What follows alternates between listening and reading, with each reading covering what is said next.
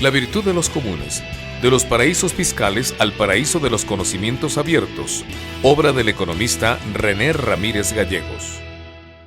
Autoridades, doctores, colegas, amigos y amigas, sean bienvenidos a su casa, sean muy bienvenidos a CIESPAL. América Latina constituye, como sabemos, un territorio y geopolítica de la cultura de grandes simbiosis y colonizaciones, de inmigraciones y mestizajes varios que determina un marco político conflictivo al tiempo que liberador de toda política de diversidad cultural, ya que la riqueza y aportaciones físicas y simbólicas de esta historia alimentan hoy culturas e identidades fuertes por la apertura al exterior, originales por sus puertas abiertas a los puentes de comunicación con otras civilizaciones y, sobre todo, potencialmente autónomas en la capacidad de proyectar nuevos contenidos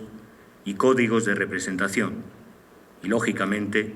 de politizar, como en el caso de Ecuador, el acceso a la palabra, lo que algunos denominamos la lucha por el código. El original sincretismo que ha marcado las historias locales del subcontinente,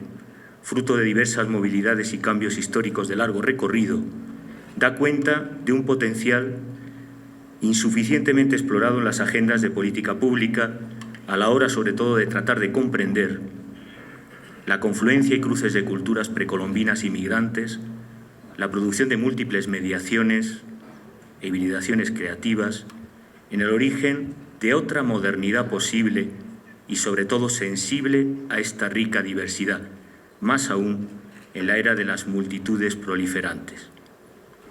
La diferencia debería constituir un capital social de obligada referencia en la creación de poder constituyente y las posibilidades del desarrollo regional, sobre todo a la hora de articular nuevas formas de alteración y organización del capital simbólico. Pues en la era de la denominada economía creativa, este valor, el de la diversidad, se ha venido constituyendo la condición de expansión y desarrollo económico contemporáneo. Esto es, en la base o reserva de generación de valores inmateriales para la sustentabilidad de las economías y ecosistemas culturales autóctonos. A ello apela precisamente el autor como trinomio de la virtud, creatividad, innovación y conocimiento,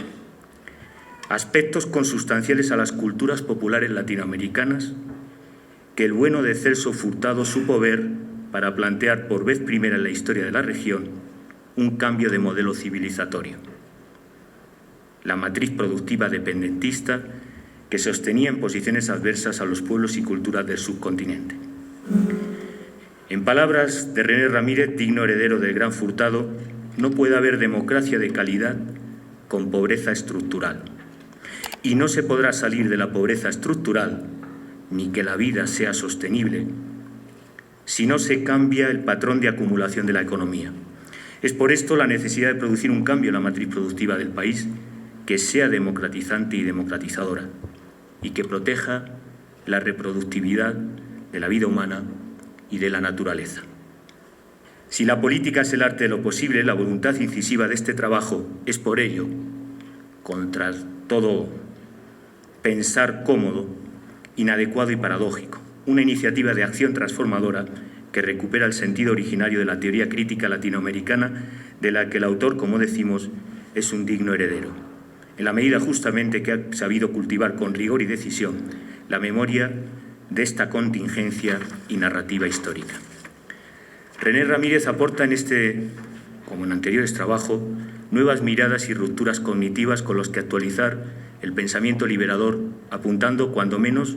lo que a mí me parecen tres frentes culturales estratégicos para un cambio de paradigma. Primero, la dominancia de la imagen-poder de una nueva biopolítica en América Latina que tiene mucho que ver con el revival del exceso neobarroco y la captura de la vida toda por el capital financiero global. Y antes, décadas atrás, por la lógica de división internacional del trabajo del capitalismo monopolista ya descrito por la teoría de la dependencia. En segundo lugar, y no menos importante, la decolonialidad del saber-poder para una epistemología del sur que autores como Castro Gómez, Enrique Dussel, Quijano vienen proponiendo en ciencias sociales para comprender la diferenciada modernidad que ha experimentado históricamente la región. Ahora bien, la visión poscolonial no se ciñe solo a la concepción de qué tipo de educación superior o de universidad, sino que está presente también en la lectura de la economía y del bioconocimiento abierto, planteado en su libro anterior por el autor, implícita también en el proyecto de Código de Economía Social del Conocimiento. En tercer lugar, la invención de nuevas bases teóricas y métodos de intervención que trasciendan la antropofagia hegemónica tradicionalmente en las culturas populares. Esto es, una nueva política y episteme que necesariamente debe comenzar por dar cuenta de la diversidad cultural en el espacio público, en la ciudadanía, en la realidad vital de América Latina, ausente por omisión, o en el mayor de los casos por clara intencionalidad, en la agenda teórica del norte, poco dado a conocer otras lecturas académicas fuera del marcado etnocentrismo científico-técnico que prevalece incluso en la lectura de la escuela francesa, que ahora está de moda en los campus estadounidenses, tan dados, no casualmente, desde la revolución conservadora neoliberal de los 80 a la lectura de tecnologías del yo en Foucault y otros autores de referencia. Sin duda, esta obra y la filosofía que comparte René demuestra que es posible hacer de la necesidad virtud. Decía Foucault justamente que desde la periferia se piensa mejor, se piensa intempestivamente, se piensa de manera creativa, combinando ecología política, economía política y pensamiento postcolonial en una crítica al eurocentrismo que plantea retos sobre qué es la diversidad y cómo plantear una nueva economía política a los indicadores. En fin, básicamente, una lucha epistemológica en el capitalismo cognitivo que sintéticamente vuelve a plantear las preguntas fundamentales que siempre están vivas desde Marx: conocer qué, para quién, desde dónde.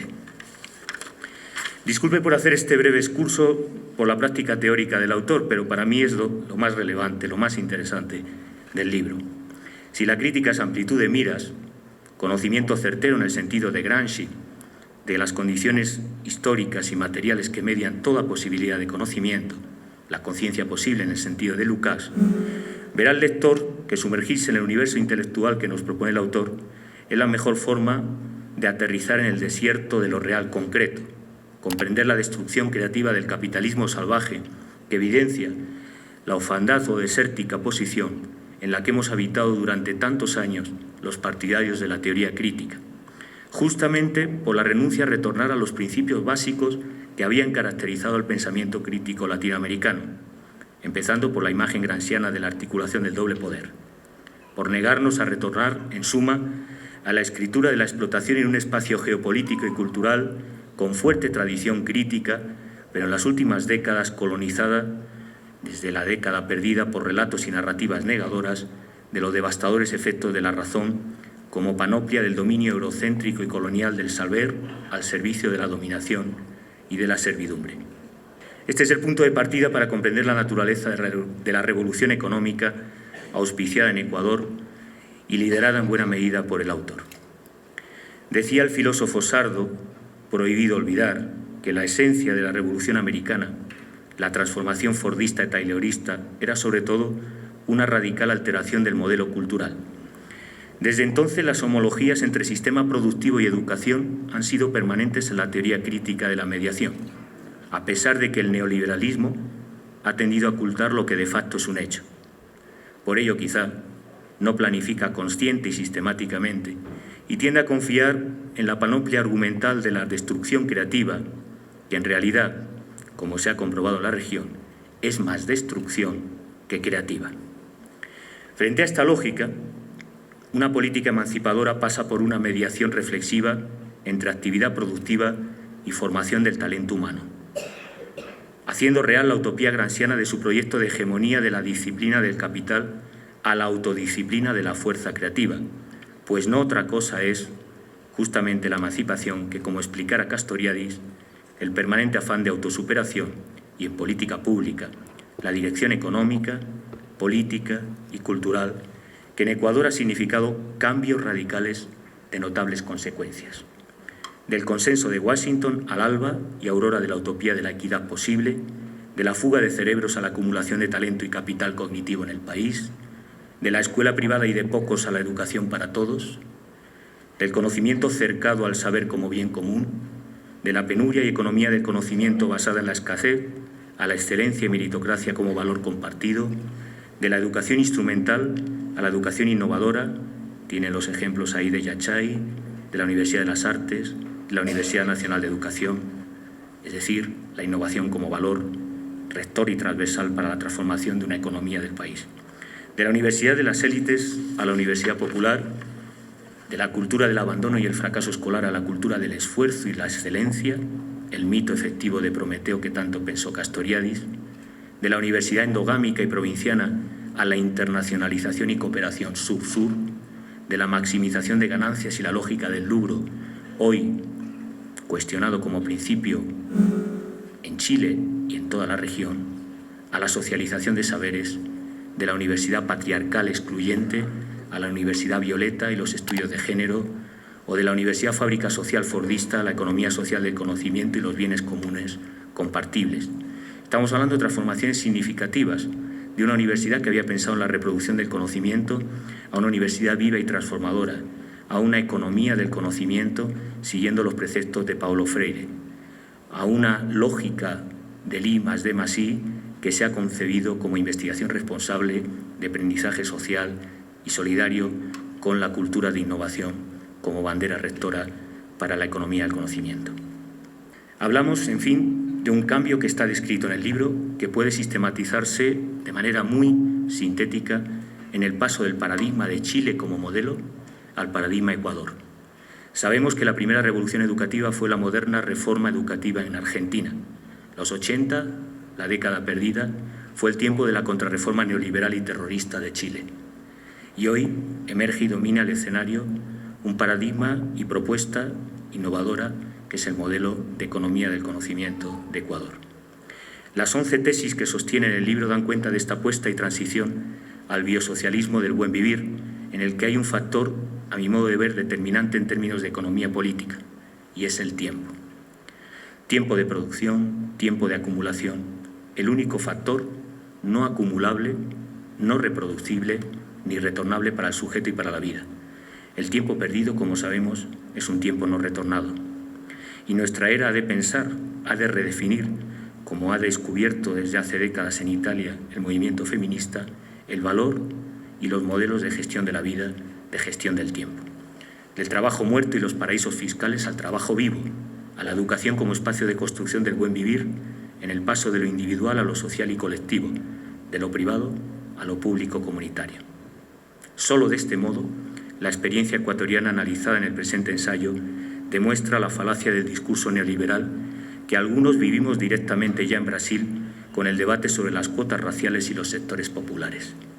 La élite paulistana, donde recientemente el presidente Correa dictaba una conferencia magistral en la USP, cuestionaba justamente en su momento la reforma que iba a afectar supuestamente a la calidad universitaria justamente por las políticas de incentivo de equidad. Pero en el paso del capitalismo industrial al capitalismo cognitivo se ha demostrado que radicalizar la democracia, cambiar la matriz productiva de un modelo de acumulación flexible, pasa justamente por la emancipación social. Pasa por democratizar la democracia, si me permiten la expresión, superando la división internacional del trabajo cultural por la puesta en valor de la vida, del bioconocimiento, del conocimiento sensible, evitando, como reivindica Boaventura Sousa Santos, el desperdicio de la experiencia, la potencia creativa, en fin, de las multitudes, de las gentes, de los ciudadanos. La virtud de los comunes es precisamente el círculo virtuoso de puesta en valor de la biodiversidad, la educación, la ciencia y la tecnología como valores agregados. Y ello solo es posible con dirección política, con liderazgo, con un proyecto nacional como el que se fijó en el Plan Nacional del Buen Vivir por Semplades. Un nuevo socialismo de Suma Kasai que demuestra que de nuevo, como antaño en América Latina, se construye conceptos matriciales para una ruptura epistemológica con la modernidad colonial en la región, como antaño ensayara la teoría de la dependencia. La originalidad del socialismo del buen vivir no es solo que está inspirado con nuevas miradas y reflexiones. Además, está dando lugar a nuevas formas y propuestas de gobernanza, como apunta el proyecto Flock Society, en la articulación de una institucionalidad regional. Esto, que parece menor, en realidad, de acuerdo con Holloway o con los propios escritos de Negri, es quizá lo más complejo de una tarea intelectual que tiene por delante René Ramírez, que es justamente tratar de materializar el principio de complejidad de Edgar Morin, en los que se inspiran sus escritos para una nueva economía del conocimiento. Por ello, en Europa miramos con esperanza esta política emancipadora. Mientras en Bruselas se dormita las aguas del ensueño neoliberal, que hoy ciertamente se ha convertido en pesadilla y película de terror para los sectores populares de la Unión Europea, en Ecuador y en buena parte de América Latina se aprendió muy bien la lección de la década perdida. Aprendieron básicamente que camarón que se duerme se le lleva la corriente, o lo que es peor, acaba convertido en ceviche. Quienes abogamos por las virtudes de la economía de los bienes comunes, sabemos que en el proceso de la tasa decreciente de ganancia, la salida es justamente la socialización, las políticas de lo procomún, la socialización del código, la apropiación social de la información y del conocimiento. Y no tanto porque aboguemos por una suerte de comunismo primitivo, ni simplemente porque estemos o gustemos de la gente común, sino porque, en esencia, esta es la única vía posible de supervivencia de las ecologías de vida, de los ecosistemas complejos, de la biodiversidad, como demuestra el Amazonas. No citamos en vano a Castoriadis y su proyecto de socialismo barbarie. El dilema básicamente es este. Frente al síndrome de Diógenes y la acumulación consumista y privativa del capital, la propuesta de René Ramírez, hecha política pública, resulta además de pertinente y necesaria. Se trata de reivindicar la virtud de los comunes, que es tanto como decir aprender todos el reto de la transversalidad, el lenguaje de los vínculos. Y esta no es una propuesta solo teórica. La virtud es justamente que es praxis. En Ecuador se están articulando redes de inteligencia colectiva, espacios sociales de creatividad social, liderada por jóvenes que apuntan a la emergencia de un nuevo modelo social en la región. En este marco, cito literalmente al autor, si en el dueño institucional del capitalismo neoliberal la panacea fue la construcción de paraísos fiscales, donde circule libremente, como sucede hoy, el capital, en el socialismo del buen vivir se busca construir paraísos de conocimientos abiertos, donde circule libremente las ideas y los individuos sean libres en su búsqueda creativa por el bien común de la humanidad y del planeta. Esta es justamente la apuesta virtuosa de los comunes, la socialización de la información y del conocimiento frente a la política del copyright que propugna un neodependentismo programado a través de la articulación de grandes corporaciones transnacionales que trabajan normalmente en connivencia con el Estado y con la aquiescencia de este protegen, de paso, el manejo comercial de la propiedad intelectual en los flujos globales. Este es el gran reto que apunta el libro, el gran reto de la economía política contemporánea. Más allá del derecho internacional público, se trata de la crítica a la ingeniería institucional de la Organización Mercado del Comercio y la Organización Mundial del Comercio, y la OMPI, que expropian con violencia simbólica y material a los pueblos y países periféricos del conocimiento, acumulando capital simbólico y cognitivo por la vía de la desposesión, llámese migraciones de talento o sanciones comerciales, por las que favorecen, por ejemplo, el dominio de Monsanto o, de manera muy evidente, la industria cultural americana. Y ello se da porque, como demuestra Elinor Ostrom, no hay reglas claras en el comercio internacional, no hay supervisión, tal y como se demuestra en Europa o en Estados Unidos, donde no hay ningún control. Obama, por ejemplo, mantiene a los piratas del desastre cuasi piramidal que nos tienen actualmente la vorágine de Wall Street y encerrados en el jaque mate de los fondos buitres,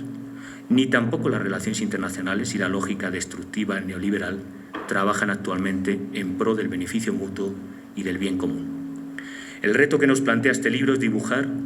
el escenario de nuevas ecologías de vida. Aprender, como apunta Joseph Smierz, sobre propiedad intelectual, sobre diseños normativos adecuados a un nuevo modelo de biosocialismo del buen vivir que promueva la propiedad colectiva del trabajo inmaterial, del conocimiento creativo, compartible por todos, sin límites, salvo